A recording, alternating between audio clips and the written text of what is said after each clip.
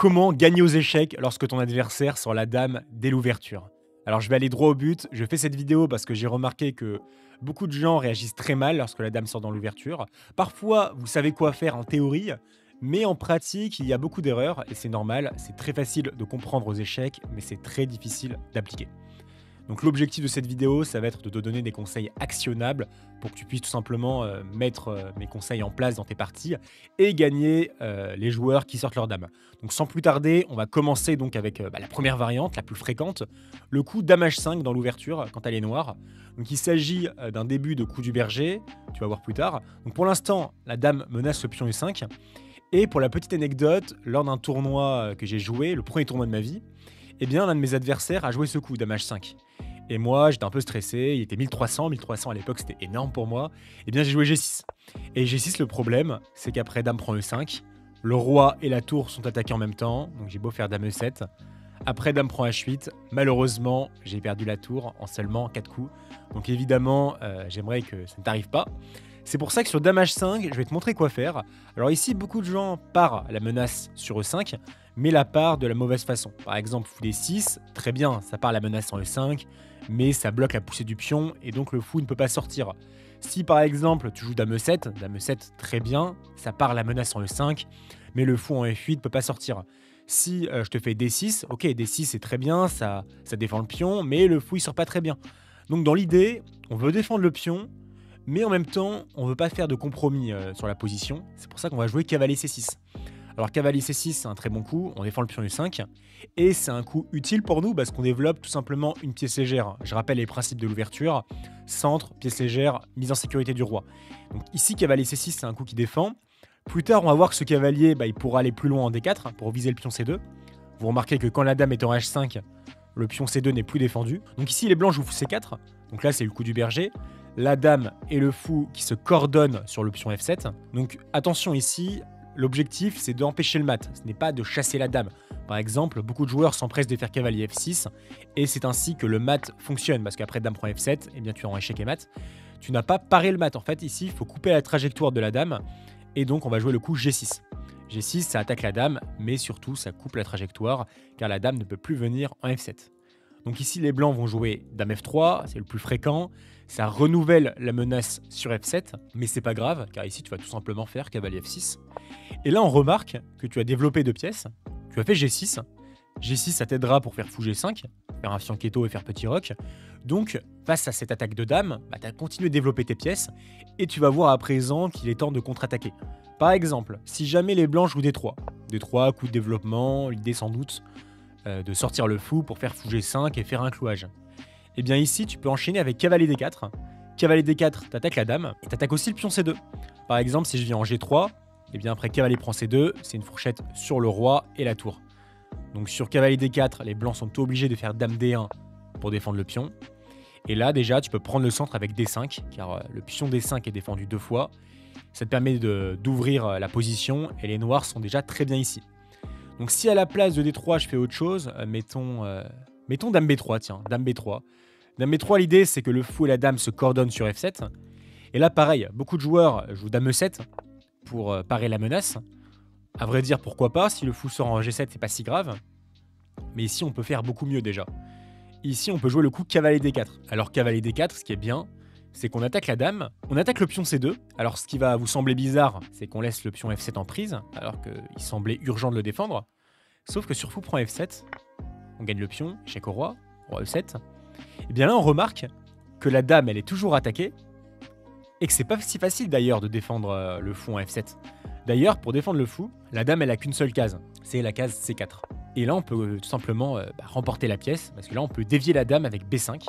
Et à présent, la dame qui est une nouvelle fois attaquée, je précise aussi qu'il y a toujours cette menace de fourchette dans l'air, et la dame qui ne peut tout simplement pas rester sur la diagonale, et qui va donc devoir abandonner le fou de case blanche, ce qui voudrait dire que les noirs remportent une pièce en seulement 8 coups. Évidemment, même si les noirs sont déroqués, il n'y a largement pas assez de compensation pour les noirs. Donc ici, les noirs qui sont gagnants assez rapidement. Je vais prendre un autre exemple assez marrant, je vais prendre G4. G4, ça peut arriver aussi, l'objectif c'est de faire G5 pour dégager le cavalier et ensuite faire dame prend F7. Alors là, attention, pas de coup passif, pas de coup dame E7 pour défendre, beaucoup de gens font ce genre de coup. Ici, vous pouvez jouer dynamique. La dame, elle est sortie dans l'ouverture, on peut en profiter, on peut l'attaquer avec des pièces légères. Ça tombe bien, ici on peut jouer le coup cavalier D4. Cavalier D4, ça attaque la dame, ça menace aussi le pion C2, qui cause une nouvelle fois une fourchette sur la tour et le roi. Donc dame D1, mettons, pour défendre en C2, et c'est là où on peut se faire plaisir. Ici, on peut jouer le coup D5. Alors D5, ça attaque le fou, mais surtout qu'en fait G4 c'est très affaiblissant pour le roi, et c'est ça qu'on veut faire, en fait on veut en profiter avec fou prend G4, donc pion prend D5, fou prend G4, et déjà ici c'est très dangereux, par exemple cavalier E2, et bien là je fais cavalier F3, échec au roi F1, et fou H3, échec et mat directement. Si à la place je fais fou E2, pas de problème, dame prend D5, je pense que maintenant vous voyez tout le potentiel qu'il y a dans cette position, dame prend D5 très fort. Donc ok, peut-être que les blancs pardon, vont essayer F3 pour attaquer le fou. Et là, on a encore un très joli coup. On ne va pas replier ce fou de case blanche, on n'en a pas besoin. Le roi ici est définitivement trop faible, hein. Il a plus de pion G, le pion F qui a bougé. Donc très faible sur case noire. Et ici, les noirs vont jouer cavalier E4. Menaçant dame H4. Donc en cas de pion prend, évidemment, la dame est en prise. Et si jamais les blancs prennent le fou, et bien là, après dame H4, et là, c'est déjà terminé. Roi F1, dame F2, échec et mat. À présent, une fois que les blancs sont sensibilisés aux menaces sur cavalier D4, peut-être que les blancs vont essayer de faire C3 pour empêcher le cavalier de venir en D4. C'est pas grave, on va faire fou G7, on va continuer notre développement. Comme on a fait G6, on va faire fou G7 pour faire un fianchetto. Donc D3, petit roc, cavalier E2. Donc là, on a développé toutes nos pièces. La seule chose qui cloche pour l'instant dans la position des blancs, c'est la dame qui est sortie prématurément. Et là, on va pouvoir en profiter. Ici, on va jouer le coup D5. Alors D5, c'est un coup qui est très fort. À vrai dire, D6 serait correct également. Mais D5, c'est plus incisif parce que D5, d'un côté, on menace le fou, donc ça oblige une réaction directe. Et de l'autre, on menace de venir en G4 avec le fou. Pour vous montrer quelques exemples, si le fou vient en B3, et bien après fou G4 attaquant la dame, dame G3, pion prend E4, fou prend, roi prend, cavalier prend E4, eh bien je gagne un pion et j'ai déroqué le roi adverse. Donc voilà, on en a bien profité. Supposons que les blancs essayent de prendre le pion en D5, et bien là je vais jouer le coup E4. Et E4 très puissant car en cas de pion prend, et bien là cavalier E5, je vais remporter une pièce tout simplement. La dame qui ne peut pas défendre le fou, donc dame E3 et cavalier prend C4, j'ai gagné une pièce. Si la dame vient en G3 d'ailleurs, on pourrait continuer avec cavalier H5, ça laissera ensuite la case pour le cavalier en E5. Et voilà, les noirs qui auraient toujours une très très bonne position ici. À présent, je vous propose qu'on analyse le coup du berger cette fois-ci avec dame F3, donc AIC6, dame F3. Alors, on va jouer cavalier F6 une nouvelle fois. L'objectif, c'est de parer la menace en F7, je rappelle. Surtout pas cavalier D4, dame prend F7, ce serait décevant, donc cavalier F6. Et ici, les blancs maintenant font attention sur D4, on l'a vu, donc C3. Et là, on va simplement faire D5. D5, c'est un coup super intéressant parce que on attaque le fou. Alors, ce qui est bizarre, c'est que le fou, le pion et la dame attaquent le pion D5. On n'a que deux défenseurs, nous. Le cavalier et la dame. Donc si on fait la somme, 3 contre 2, ça a l'air de gagner pour les blancs. Mais il faut pas aller si vite parce qu'après pion prend D5, et bien E4 attaquant la dame. Et là la dame, on va pouvoir l'embêter un petit peu. Par exemple, si elle vient en E3, et là on va jouer cavalier E5. Cavalier E5, ça attaque le fou en C4. Donc si jamais tu fais fou B3, et bien là simplement, je vais faire cavalier D3. Échec au roi, attaquant le fou. Donc roi D1 forcé. Et là l'avantage de cette position, c'est que j'ai un cavalier monstrueux. Et que le cavalier contrôle la case C5. Donc là, je vais pouvoir amener mon fou en C5. On voit à quel point la dame, elle se fait malmener de tous les côtés. Donc là, dame G3 forcé. Et là, ce qui est plus drôle, c'est qu'on ne prend même pas le pion F2 pour faire une fourchette. Ici, on remarque que la dame, elle a très très peu de cases de fuite. Et après cavalier H5, tout simplement, la dame qui n'a plus aucune case. Vous pouvez vérifier. Et donc, la dame blanche qui est perdue. Cavalier H3, cavalier prend G3. On a gagné la dame en seulement 10 coups. On pourrait très bien regarder fou E2 à la place, mais dame prend D5... On a toujours un pion E4 qui est très très fort, qui prend beaucoup d'espace, et nos pièces qui sont très bien placées. C'est définitif, les noirs sont toujours beaucoup mieux. À présent, on va regarder la sortie de la dame, mais cette fois-ci du côté des noirs. Donc par exemple E4, E5, cavalier F3, et là les noirs qui vont jouer dame F6. Alors pareil, dame F6 c'est un coup qui peut un peu déstabiliser, parce que ça défend le pion E5, mais c'est pas grave, ici on va jouer cavalier C3. Cavalier C3, vous reconnaissez l'idée, on veut jouer cavalier D5 ici, menaçant F6 et C7. Par exemple, cavalier C6, et bien là je fais cavalier D5 attaquant la dame qui se replie pour défendre le pion, il n'y a pas trop le choix, et je peux continuer avec D4, et là j'ai déjà une très belle initiative pour les blancs. Donc on va supposer que les noirs jouent C6 pour défendre la case D5, sauf que là il y a une très belle continuation pour les blancs. Ici tu peux jouer D4 avec les blancs, donc D4 t'attaques deux fois le pion E5, pion prend D4, mais l'objectif ce n'est pas de reprendre le pion, Ici, ce qu'on veut faire, c'est vraiment jouer sur cette dame qui est mal placée. Donc là, on va jouer fou G5. On gagne un temps une nouvelle fois sur la dame, on développe une pièce, et on attaque la dame. Donc dame G6, dame prend D4. Et là, on remarque qu'on a quand même 4 pièces développées. La dame qui est développée, mais qui est encore fragile. Donc H6, attaquant le fou, fou F4, c'est un exemple de variante. Cavalier F6, cavalier E5 attaquant la dame, dame H5, fou E2 attaquant la dame, dame H4, fou G3 mettons, dame G5 et F4.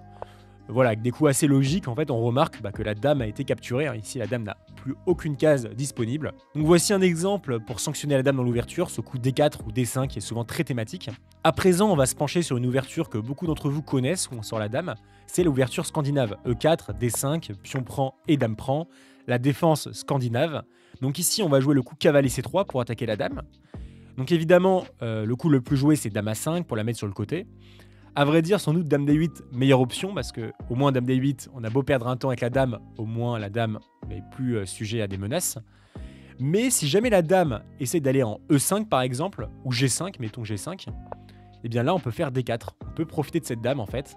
Dame F5, fou D3, et en fait on peut l'attaquer plein de fois, ce qui nous aide à développer nos pièces. Dame E5, même chose. Fou E2, cavalier C6 et cavalier F3, on va attaquer la dame une nouvelle fois. Sur la Scandinave, je vais également te montrer une situation intéressante, parce que lorsqu'on profite de la sortie de la dame, on peut être prêt à sacrifier un pion si ça nous donne l'initiative. Donc je vais te montrer la variante. Pion prend D5, dame prend D5. Cavalier C3 pour attaquer la dame, cela va de soi. Mettons dame E5, qui n'est pas le meilleur coup, mais ça fait échec au roi. Vous allez le rencontrer dans certaines de vos parties. Fou E2 pour parer l'échec, beaucoup mieux que cavalier E2 parce que ça empêche la sortie du fou. Tandis que fou E2, le cavalier qui peut continuer de se développer en F3. Dame G5, à présent les noirs qui sont contents d'attaquer le pion G2 parce que le fou s'est développé. Et là, après cavalier F3, en fait ça c'est un coup intéressant, on ne défend pas le pion G2, on aurait pu le faire avec fou F3, mais ce qu'on préfère c'est cavalier F3, parce qu'on gagne une nouvelle fois un temps sur la dame. Donc certes on laisse le pion en prise, dame prend G2, mais après tour G1, on remarque quand même qu'il y a quand même 4 pièces de développer face à la dame qui est plus ou moins développée, qui est plus faible que développée pour être honnête. Et en fait on va voir que ça offre une très grosse initiative. Après D4 en fait les blancs sont presque gagnants ici. Et pour vous montrer un exemple, si jamais les noirs essayent de faire fou G4 mettons, pour développer une pièce, attaquer F3, pourquoi pas. Et bien là, après cavalier D5, je menace C7, la menace thématique sur roi et tour. Ça force cavalier A6, j'ai un retard de développement, j'ai pas trop le choix pour défendre C7. Et là, après cavalier F4, en fait, tu remarques que cette dame, elle a très très peu de cases. Encore pire que ça, la dame, il lui reste que la case H6, qui ne défend plus le fou en G4, et qui met la dame en terrible vis-à-vis. Donc dans un premier temps, on va remporter le fou, et dans un second temps, je pense qu'on va pouvoir continuer la pression sur la dame. Donc voilà, je t'ai montré toutes les idées thématiques pour sanctionner une dame dans l'ouverture. À présent, je vais te montrer quand même des nuances, parce qu'il y a des situations où la dame dans l'ouverture est très très forte. Et je vais te montrer un premier exemple sur l'attaque écossaise, donc E4, E5, cavalier F3, cavalier C6 et D4, donc l'écossaise. Donc pion prend D4, cavalier prend D4. Et ici, beaucoup de joueurs, avec les noirs, à tort, pensent que c'est une bonne décision de prendre le cavalier, parce qu'avec la prise de la dame, eh bien en fait, la dame blanche qui est sortie dans l'ouverture, beaucoup de gens savent que c'est pas bien, mais en fait ici c'est crucial de comprendre le pourquoi. Aux échecs, n'apprenez pas par cœur, mais surtout apprenez les raisons profondes. En fait la dame, c'est pas bien de la sortir dans l'ouverture parce qu'on peut l'attaquer par des pièces légères. Donc en fait pour s'assurer que ce soit une bonne chose pour nous, que la dame sorte dans l'ouverture, il faut s'assurer en fait qu'on puisse l'attaquer avec des pièces légères. Si on regarde la position des noirs, comme le cavalier en B8 n'est plus là, en fait cette dame on peut plus l'attaquer véritablement. Par exemple, si je développe un fou en E7, dame prend G7, je gagne un pion. Si les noirs jouent cavalier F6, eh bien E5, eh bien je vais chasser le cavalier G8, c'est très passif. Si jamais, par exemple, je fais C5 pour attaquer la dame, aucun problème, je fais dame D3. Et bien là, tu remarques en fait qu'il y a un trou en D5, sans doute un avant-poste pour un cavalier qui va occuper cette case, et également le pion D7 qui va avoir beaucoup de mal à aller sur la case D5, donc le pion D7 qui sera sans doute arriéré dans cette position. Je te montre une deuxième situation dans laquelle la sortie de la dame est intéressante, sur les ouvertures avec D4, D5, par exemple le gambit dame avec C4, C6, cavalier C3. Ici, fou F5 est une mauvaise option pour les noirs, car ça permet le coup dame B3. En fait, l'inconvénient de la sortie du fou, c'est que ça permet à la dame d'attaquer le pion B7 qui n'est plus protégé. Et donc à présent, il y a 3 attaquants sur le pion D5, un attaquant sur le pion B7, les noirs qui ne peuvent pas tout parer en même temps, et donc ici qui vont perdre un pion très rapidement. Par exemple E6, dame prend B7, et ici les blancs, bon, un pion de plus tout simplement. Autre exemple qui peut t'intéresser sur le système de Londres, je sais que beaucoup de joueurs n'aiment pas jouer contre cette ouverture, donc fou F4. Donc ici, les variantes que je préconise contre le système de Londres, c'est les C5 dynamiques pour jouer sur le centre. Comme l'adversaire ne joue pas sur le centre, et bien vous le faites avant lui. Donc en général, E3 pour défendre. Cavalier C6, C3, et bien ici, même chose. Dame B6 est une option super intéressante, parce que l'inconvénient de la sortie rapide du fou, c'est que la case B2 n'est plus protégée, et donc on peut en profiter avec la dame pour viser le pion B2.